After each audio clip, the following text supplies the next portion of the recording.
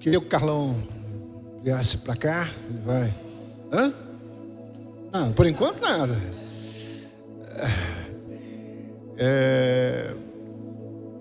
Nós temos tido a alegria de termos a possibilidade de reunirmos-nos quase que todas as terças-feiras. E no exercício do ano passado nós conseguimos dar oportunidade a todos os nossos colegas da nossa sessão. Então, quem dirigiu, quem pregou, fomos nós mesmos.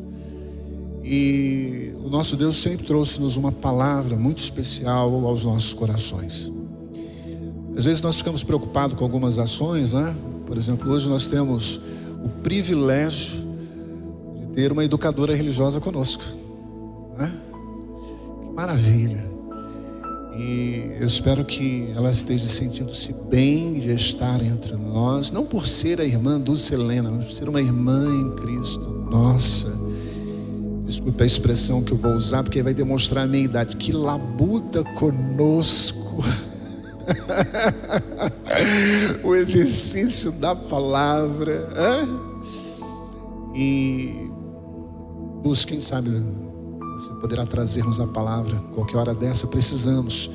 Esse ano, na nossa convenção Batista Brasileira, tivemos uma palavra excepcional, dirigida a toda a convenção por uma educadora, chamando-nos a atenção acerca das nossas necessidades.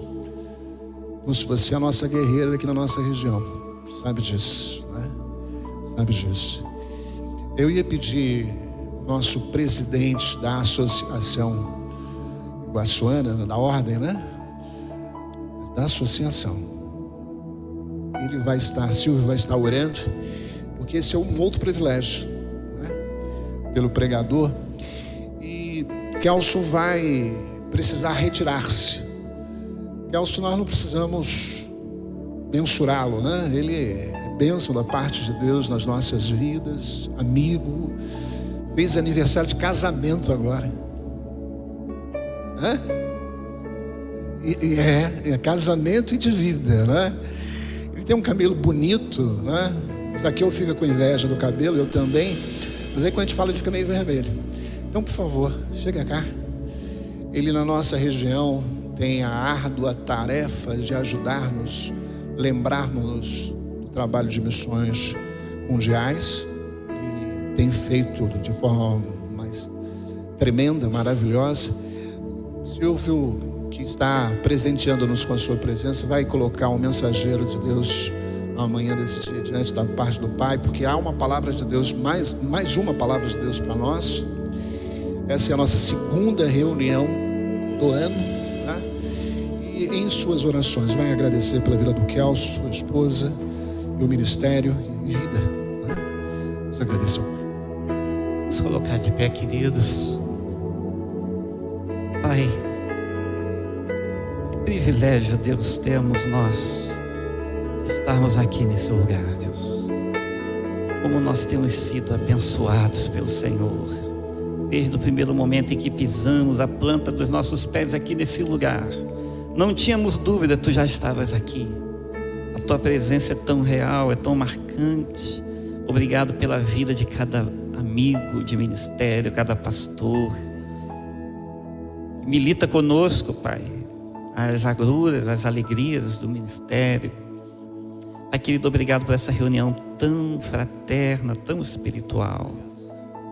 Como nós já estamos abençoados, ó Deus, por tudo que temos recebido do Senhor deste lugar. O fortalecimento, o abraço de um amigo faz toda a diferença na nossa vida. Obrigado, ó Pai. Nesse momento queremos agradecer pela vida do Teu servo, pastor Kelso. Mais um ano concedido a esse Teu filho, servo de Deus, obreiro valoroso, homem que tem sido usado como instrumento do Senhor para despertar-nos para a obra missionária. Continue renovando sobre ele a saúde, a unção, a motivação, a inspiração, para que ele continue sendo esse instrumento vivo nas suas mãos, e que essa bênção se estenda também à sua família, à sua esposa, toda a sua casa. Obrigado pelo nosso líder, nosso presidente, pastor Jonas. Obrigado pela sua liderança tão espiritual, tão acolhedora. E te pedimos agora, Pai, pela tua palavra. Usa o teu servo, pastor Carlão, Deus, aquilo que o Senhor já colocou o coração do teu filho. Tu sabes o quanto como pastores precisamos ouvir.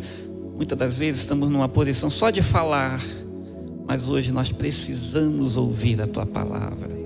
E para essa manhã o escolhido foi o teu filho. Eu tenho certeza que será usado para a honra e glória do teu nome. Obrigado também pela presença da nossa educadora Dulce Helena, também membro da nossa diretoria Iguaçuana aqui conosco, nos privilegiando com a sua presença. Também continue sendo com a tua filha, confortando e consolando em nome de Jesus. Amém.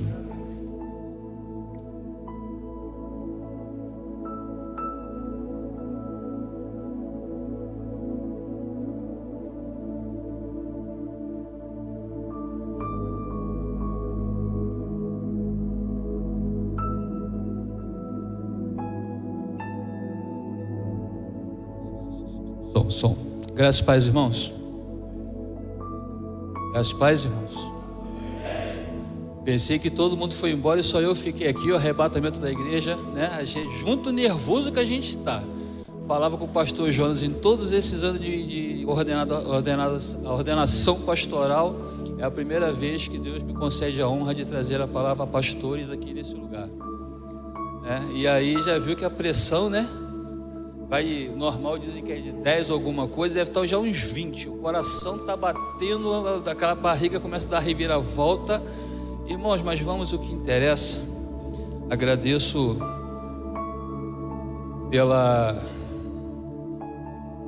pelo convite a mim feito. E para mim é uma honra estar aqui sendo um canal de bênção na vida dos pastores. Irmãos, vamos abrir nossas Bíblias. Convido os irmãos a abrir suas Bíblias. Celular, tablet, smartphone, no Evangelho de Marcos, no capítulo 5.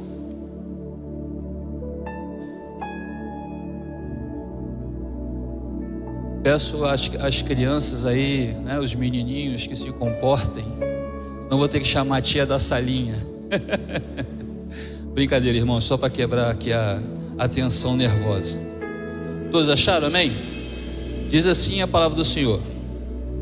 Chegaram ao outro lado do mar, a província dos Gerasenos.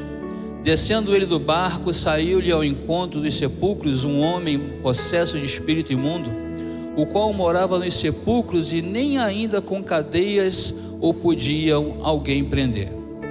Pois tendo sido muitas vezes preso com grilhões e cadeias, as cadeias foram por ele feitas em pedaços e os grilhões em migalhas. E ninguém podia subjugá-lo.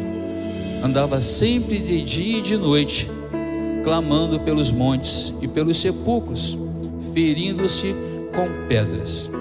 Quando ele viu a Jesus de longe, correu e o adorou. Até aqui, Pai de amor, Deus bendito, louvado e exaltado seja teu santo e excelso nome aqui neste lugar. Senhor, aqui não é outro lugar senão a tua casa, casa de oração. E louvamos a Ti, Senhor, porque poderíamos estar em qualquer outro lugar. E aprove hoje, Senhor, nessa terça-feira, o Senhor nos chamar para estarmos aqui, Senhor, como irmãos em Cristo, como pastores, como ordem de pastores, estar aqui em comunhão uns com os outros e congregando aqui, Senhor, louvando e exaltando o Teu santo e excelso nome. Uma coisa eu te peço, Senhor, em nome de Jesus, rasga os céus e desce. Que o Teu Santo Espírito, Senhor, que se já faz presente desde o momento que nós chegamos aqui, que Ele possa estar, Pai, passando em revista a cada coração. E se há algum coração aqui nessa manhã, Senhor, que está carecendo da Tua ajuda, da Tua intervenção, Senhor, atende, vem ao socorro, Senhor, desse coração. Pai amado, muito obrigado por tudo e que seja feita, Senhor, a Tua vontade aqui nessa manhã. Então somente, ó Pai, nos abençoa e faz, ó Senhor, a Tua palavra criar vida em nossos corações. Em nome de Jesus eu te agradeço. Amém. Irmãos, peço que deixe sua Bíblia aberta para a gente, os irmãos vão continuar com a leitura. E aí, irmãos, texto que nós acabamos de ler, meditando no texto, trouxe para a reflexão dos irmãos o seguinte tema: 4 vidas e uma nova história. O texto que nós acabamos de ler fala sobre uma dessas vidas, que é o demoniado da cidade de Gadara ou da cidade de Gerasa. E olhando esse texto, irmãos, eu comecei a entrar dentro do texto.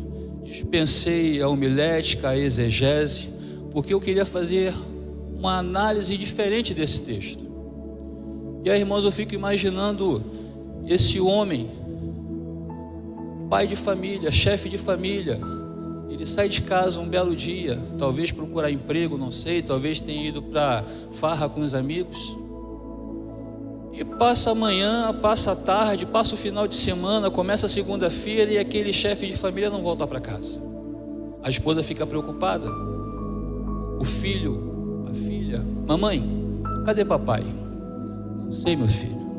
Vamos pedir a Deus que ele volte para casa com segurança. E aí começa-se conjecturando aqui, irmãos: você viu meu marido? Você viu meu esposo? A criança talvez na escola: você viu meu papai?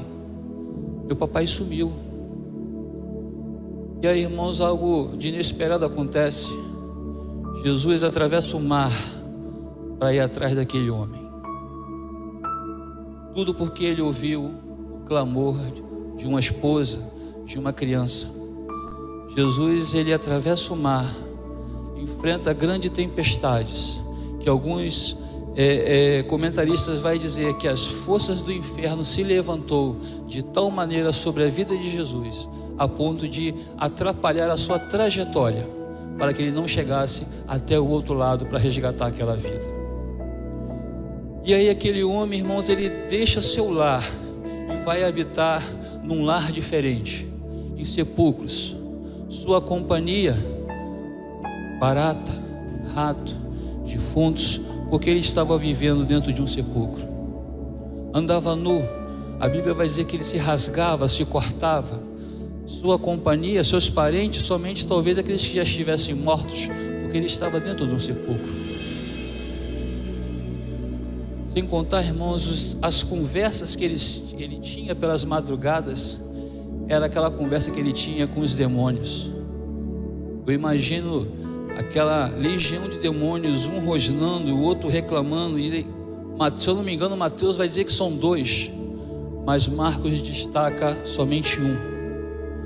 E o que me chama a atenção, que de toda a tribulação, de toda a possessão demoníaca, aquele homem ele consegue se prostrar diante de Jesus quando o avista. Jesus vem ao encontro daquele homem. Jesus vem mudar a história daquela vida, daquele homem. Para a sociedade, era mais um.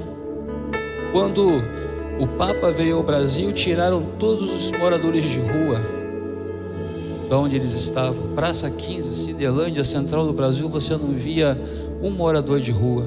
Todos foram recolhidos. E para a sociedade, aquele homem foi recolhido com grilhões. Só que nada conseguia prender aquele homem.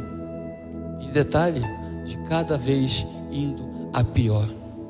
Até que Jesus aparece. E a palavra de Deus vai dizer que lá em 1 João 3, versículo 8: para isso o Filho de Deus se manifestou, para desfazer as obras do diabo. Jesus veio, irmão, nessa terra para desfazer as obras do diabo sobre a vida de cada um, principalmente da nossa parentela. E aquele homem, irmãos, assim que ele é liberto por Jesus, a vontade que ele tinha era de acompanhar Jesus. Igualmente nós, quando um dia nós fomos libertos do vício do cigarro, assim como eu, do vício da bebida, como muitos outros, o vício da farra, do vício da prostituição, os vícios da noitada, nós queremos andar com Jesus. Mas um tema que Jesus fala é para que nós venhamos a testemunhar para os nossos familiares e a localidade onde nós estamos. E aquele homem fez isso, ele sentiu o desejo de estar no barco com Jesus, e Jesus disse para ele: olha, você vai se mostrar agora para os seus, de tão grande misericórdia Deus teve sobre a sua vida. Deus mudando uma história de vida, e vidas como a nossa precisa ser mudada. Sou pastor, vai fazer 13 anos, mas a cada dia a minha história de vida precisa ser mudada. Tão somente eu tenho que andar prostrado diante do Senhor. Muitas vezes temos problemas, e em vez de nós, no secreto, no nosso recinto secreto, no nosso quarto de guerra, nós humilharmos diante de Deus: Senhor, me ajuda. Irmãos, eu tenho um problema como qualquer um outro pastor, mas eu aprendi não somente trazer um problema para um pastor, para um amigo, porque a palavra de Deus vai dizer que nós devemos comunicar as nossas necessidades aos santos da igreja. E quando nós compartilhamos as nossas necessidades, algumas pessoas, infelizmente sem sabedoria, ela começa a espalhar, e conta a história que cada conto aumenta um ponto. E o que nós fazemos? Obrigado, pastor.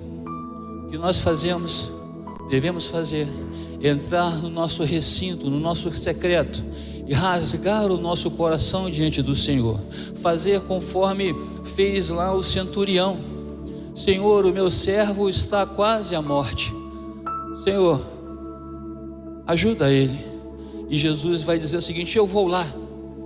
E ele chama Jesus no cantinho e fala: Senhor, olha só, sabe o que acontece? Minha casa está uma bagunça, o Senhor é cheio de autoridade, eu também sou homem cheio de autoridade. Se eu mandar aquele dali virar cambalhota, plantar bananeira, ele vai fazer. Senhor, olha só, eu não sou digno que o Senhor entre na minha casa, não sou digno, Senhor, mas faz o seguinte: eu creio que somente uma palavra do Senhor vai curar o meu servo, e eu creio que basta uma palavra do Senhor para mudar a minha vida e a sua vida e a vida de todos os nossos familiares, em nome de Jesus. Irmãos, a segunda vida que está para ser transformada se encontra, continuando no versículo 21 a 24, vai contar a história, não vou ler para a gente ganhar tempo, vai contar a história de Jairo, o principal da sinagoga. Jairo, um homem religioso, a sua história, está com a filha doente, moribunda, alguns vão dizer que está quase à morte. E aí Jairo, ele deixa a sua religião de lado, ele deixa a sua pomposidade, o seu título de principal da sinagoga, e ele vai até Jesus, e ali ele se prostra diante do Senhor. O que me chama a atenção nesse texto é que Jairo, ele sabe que Jesus, ele pode curar, ele sabe que Jesus pode salvar. Jairo, vamos conjecturar que ele sabe que Jesus é o Messias, é o enviado, é o escolhido de Deus. Mas Jairo, ele tenta fazer uma coisa que eu não me atreveria, é dizer para Jesus o que ele tem que fazer. Senhor, a minha filha está à morte, mas vem comigo e impõe as tuas mãos para que a minha filha viva. Eu imagino talvez nós: Senhor, minha filha está, meu filho está, minha esposa está. Senhor, o Senhor poderia me acompanhar até lá em casa? O Senhor poderia, quem sabe, uma palavra do Senhor salvar a vida da minha filha? E aí nós somos interrompidos nesse momento por uma terceira vida, que é chamada a mulher do fluxo de sangue. A Bíblia vai dizer que há 12 anos aquela mulher vem padecendo com uma hemorragia, e segundo a lei vai dizer que aquela mulher estava impura.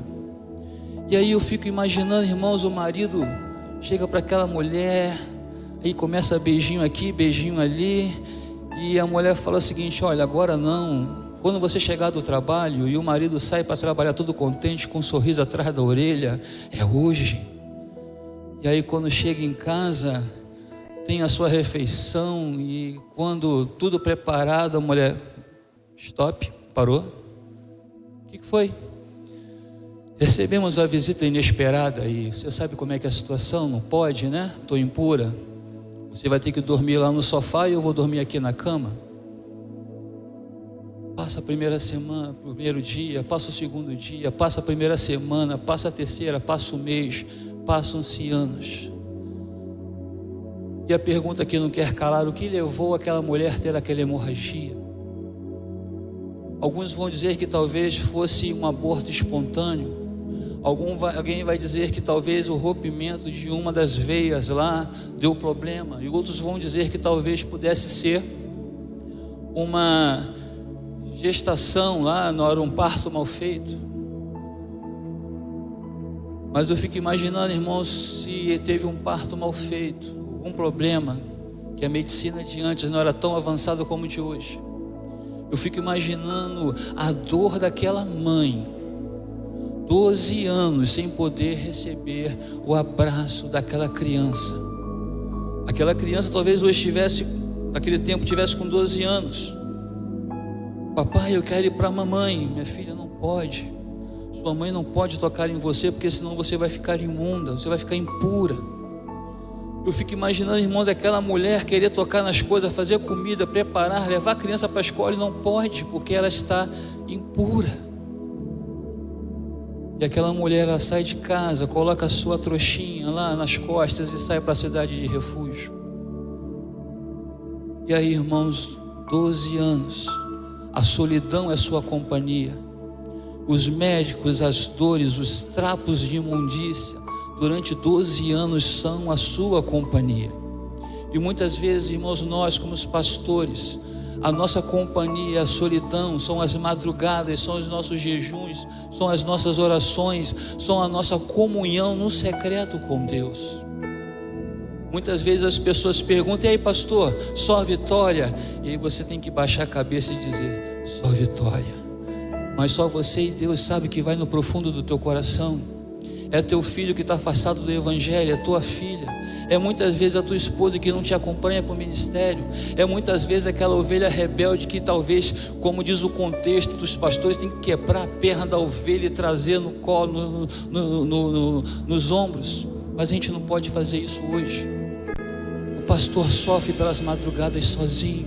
Muitas vezes vamos compartilhar as nossas dores de ministério com outro pastor, mas o pastor, o outro está bem, eles é o top, e ele fala assim: olha, meu Deus te abençoe. Faz aquela oração meia boca, Deus te abençoe. Mas só Deus é que vem no nosso socorro, no nosso momento de angústia. E aí, irmãos, eu fico às vezes rindo. Minha esposa pergunta: o que você está rindo? Eu falei: porque é engraçado. Às vezes a adolescente vai fazer peça, a MCM, MCA, vai fazer a peça, e a mulher vem andando, a mulher do fluxo de sangue vem andando. Quando eu imagino aquela mulher, 12 anos com hemorragia, já anêmica, anemia profunda, aquela mulher se arrastando entre a multidão, sendo pisoteada, somente com o intento de tocar na orla de Jesus. Somente com o pensamento: se tão somente eu tocar nas suas vestes, eu serei curada. E aí, irmãos, todo mundo imprensando Jesus. As pessoas estão imprensando o Mestre. E alguém vai dizer: pastor, de madrugada a fila é menor. E é nas madrugadas que nós nos encontramos no secreto com Deus. É nas madrugadas que nós tentamos receber algo de Deus. É uma palavra, é uma mensagem, é uma resposta da decisão que nós temos que tomar. Exclui ou não exclui, faz ou não faz, perdoa ou não perdoa. Sabemos que temos que perdoar, mas alguém tem dúvida, porque a dor machucou, foi profunda, sangrou, e as cicatrizes criam marcas, são marcas profundas na alma. E aquela mulher consegue tocar na orla de Jesus, no manto de Jesus, a ponto do nosso Senhor e Salvador dizer o seguinte: olha, alguém me tocou. Senhor, peraí, o senhor está de brincadeira, né? Isso aqui está mais cheio do que a feira de Areia Branca, está mais lotado que a feira dos Paraíbas, e o senhor vem falar para mim que alguém tocou o senhor está de brincadeira. Não, peraí, alguém me tocou diferente, porque de mim saiu poder. Irmãos, quando você toca por tocar, nada diferente acontece na minha e na tua vida. Mas quando você toca Jesus de uma maneira extraordinária, diferente, porque a palavra de Deus vai dizer: buscar-me-eis e me acharei, mas somente quando você me buscar de todo o vosso coração. Não é de qualquer jeito, não é de qualquer maneira, é de todo o vosso coração. Aí você vai saber que saiu o poder do Senhor para a tua vida. E eu fico imaginando, irmãos, Jairo contemplando aquilo, um pai, um chefe de família, cheio de planos, cheio de sonho para sua filha, talvez uma faculdade, talvez, não sei, uma medicina lá no meio dos judeus. E ele olha, se ela só tocou na orla de Jesus e ela foi curada, eu conheço essa mulher. Imagine o que vai acontecer quando Jesus tocar na minha filha. E aí, irmãos, quem aqui já não recebeu a visita dos carteiros de Satanás? Você está bem e alguém chega para você e fala: ó, desiste, última forma, o negócio deu ruim. Irmãos, eu fico imaginando a felicidade de Jairo. E alguém chega para Jairo e fala o seguinte: olha, não me incomode mais o mestre, a tua filha morreu. O semblante de Jairo deve ter caído. Mas a palavra de Deus vai dizer, irmãos, que a fé vem pelo ouvir e o ouvir da palavra.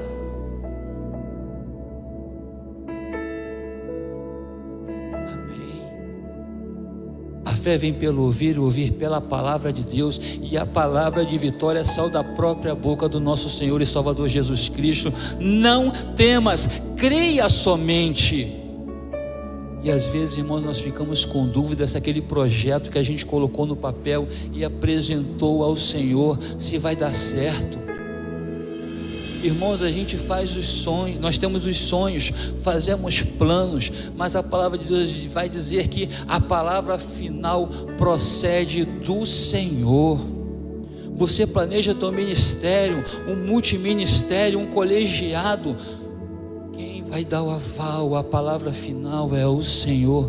Creia somente, vá e faça aquilo que Deus colocou no teu coração. E muitas vezes nós ficamos, será? E vem a interrogação.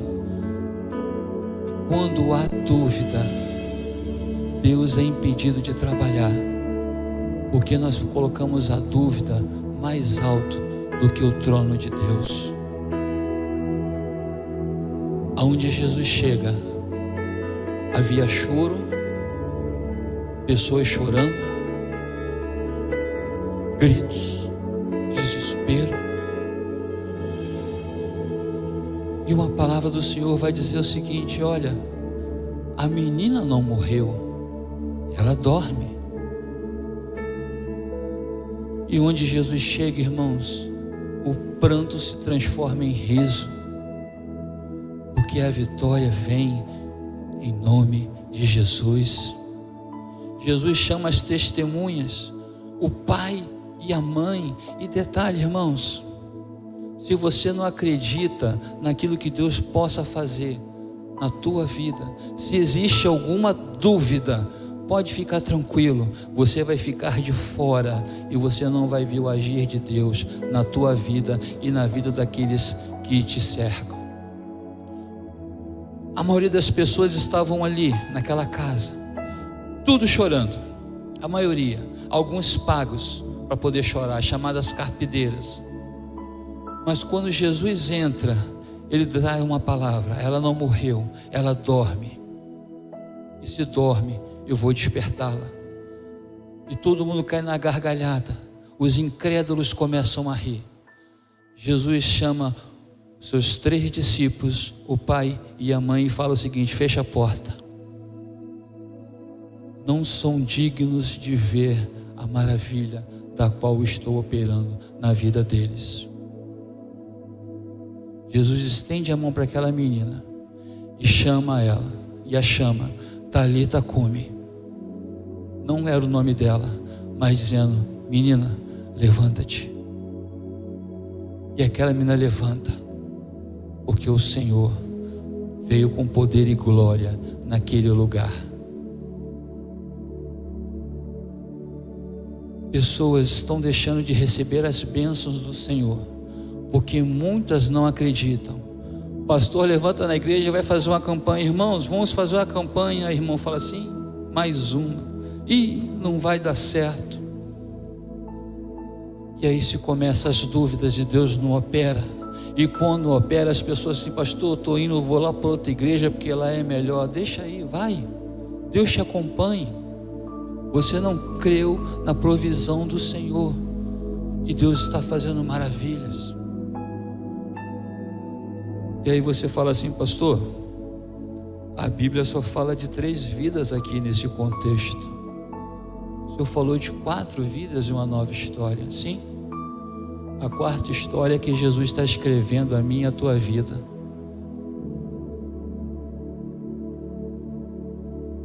Eu vi aqui pessoas vindo à frente, e eu pensava: Senhor, é essa a mensagem mesmo? Não tem como mudar não, Senhor? Tem outra aqui engatilhada.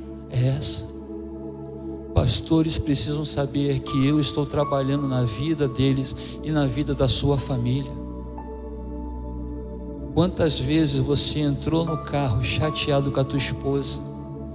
Quantas vezes a tua esposa entrou chateada no carro contigo e passou o dia todo bicudo na igreja?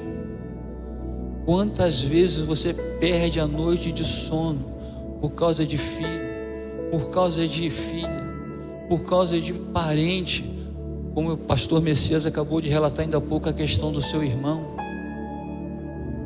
Quantas vezes, irmãos, o inimigo, a palavra de Deus vai dizer que o inimigo de nossas almas não nos toca, mas ele acaba perturbando aquele que sabe que a gente é agarrado com ele da nossa família. Deus está mudando a nossa história. Basta que somente nós creiamos. E alguém falar para você: olha, não incomode mais o mestre.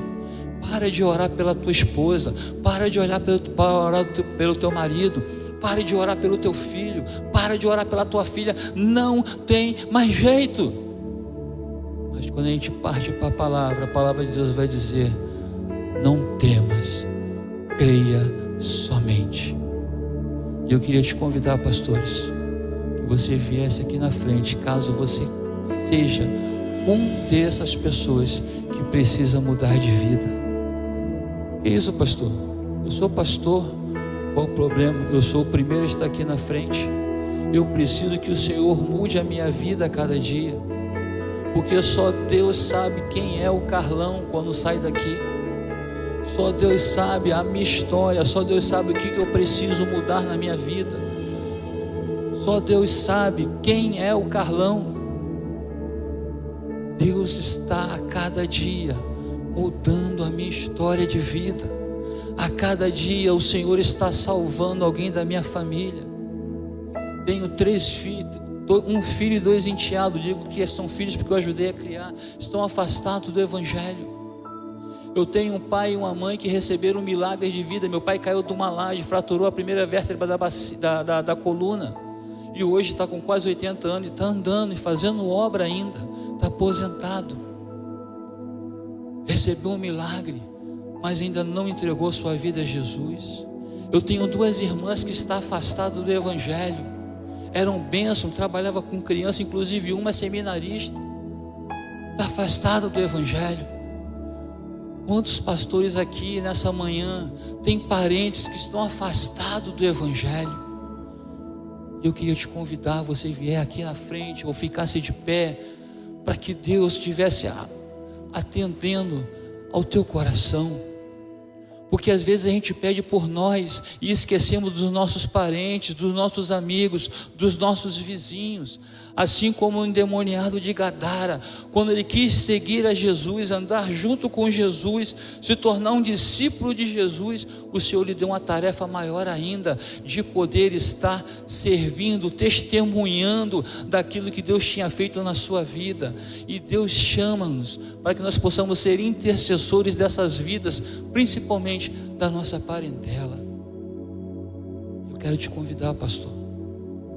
Esquece que quem está aqui é o Carlão, é um pecador, um comedor de farinha. Como disse Paulo: miserável homem que sou, quem me livrará do corpo desta morte? Talvez você tenha um parente que precisa da intercessão, da intervenção divina. Deus está mudando histórias.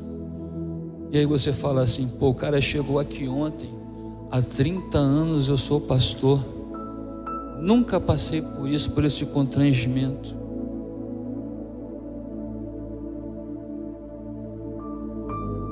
Não se esqueça que Jairo era o principal da sinagoga, era o líder da sua comunidade. No entanto, ele se prostra diante do Senhor e diz: Senhor, a minha filha está moribunda. Esquece o título. Alguém aqui nessa manhã? Amém, glória a Deus.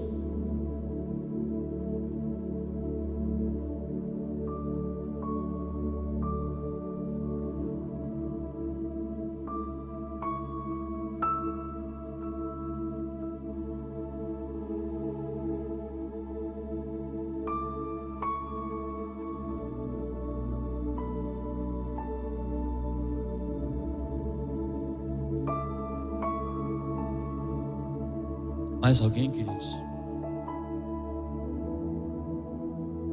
Eu quero encerrar por aqui orando pela tua vida e pela minha vida. Eu gostaria de convidar o pastor Jonas, que estivesse orando nesse momento, intercedendo pelas nossas vidas em nome de Jesus. Obrigado, Pai, pelo seu cuidado para conosco. E o Senhor está visitar-nos de uma forma muito particular, pessoal, a cada um de nós. Primeiro porque a obra a qual tu tens que realizemos, ela é extremamente grandiosa. O Senhor é sabedor de nossas limitações e adversidades. E quando nos prostramos ante a tua face, estamos declarando entendermos, talvez não reconhecendo, mas entendendo que necessitamos da operacidade de poder, graça e misericórdia sobre cada um de nós. Por isso, visita os teus filhos que estão de pé, os que estão ajoelhados. Nós necessitamos do teu provisionamento, nós necessitamos do teu mover. Pai, que estejamos ali tocar, que o Senhor se aperceba de que de ti tem saído o poder, porque temos lhe buscado, ido diante de ti, buscando a tua presença, porque sabemos que se diante de ti não estivermos, não teremos possibilidade de viver, ministrar a tua palavra. Pai, que a autoridade possa ser algo que conheçamos em razão do relacionamento que contigo temos. Que esta autoridade de curar, de livrar, de tratar, de erguer, de repreender, de submeter-se completamente à tua vontade, seja algo comum a todos nós, que na manhã desse dia que nos fazemos presentes, os que estão em alcance desta tecnologia, a internet, e podem se ater àquilo que está sendo ministrado. Nós declaramos em alto e bom som a nossa total dependência de tua palavra, a nossa total dependência de tua vontade, a nossa total dependência do teu agir. Perdoe-nos, ó Pai, porque não somos dignos. É por misericórdia, por tua misericórdia, por tua graça, que o Senhor nos permite aqui estarmos. Obrigado, Senhor, pela vida do teu filho, porque o Senhor o separou na manhã desse dia para trazer-nos esta palavra, esta porção de tua palavra aos nossos corações.